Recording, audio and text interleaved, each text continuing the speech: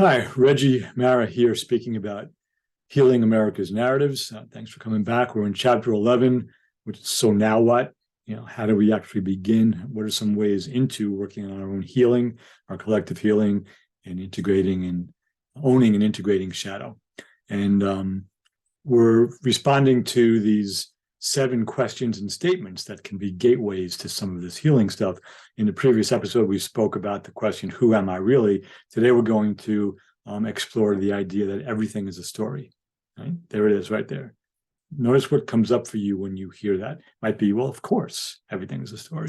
Or it might be, bullshit. There are some truths and there are some falsehoods and there are some things that are real and everything's not a story. And I would argue that that's your story about the idea that everything is a story. So more to the point, though, in the context of Healing America's Narratives, both individual healing and collective healing, we are free to make up and embrace any stories that we choose to.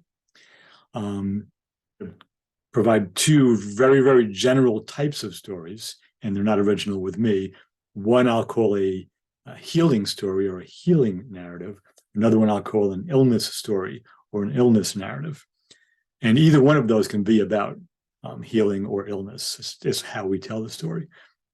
A healing narrative tends to be one that opens up possibilities and reduces limitations in how we see ourselves and the rest of the world.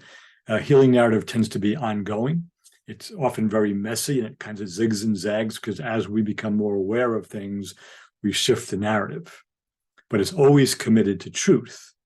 And again, how we're using truth in this particular book is Parker Palmer's definition of truth, which is it's an eternal conversation about things that matter, conducted with passion and discipline. All right? An illness narrative, on the other side of the coin, or an illness story, is one that tends to limit us, to make us feel as though we are a victim, whether or not we actually are in any true sense in our lives, and limits our possibilities. It tends to be tidy, neat, and concrete and short. This is what happened, somebody else's fault, and I'm being somewhat hyperbolic here, and it's not fair.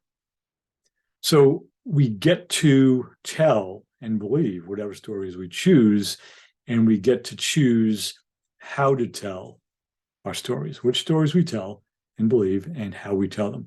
Mary Catherine Bateson was really clear in her work as an anthropologist that the story we choose to tell about anything affects what we can do next.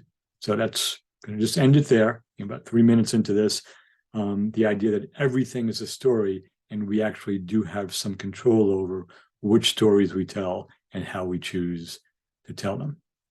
Again, these are all real brief snippets of some bigger conversations that are developed in more detail in the book. Thanks again, as always, for tuning in.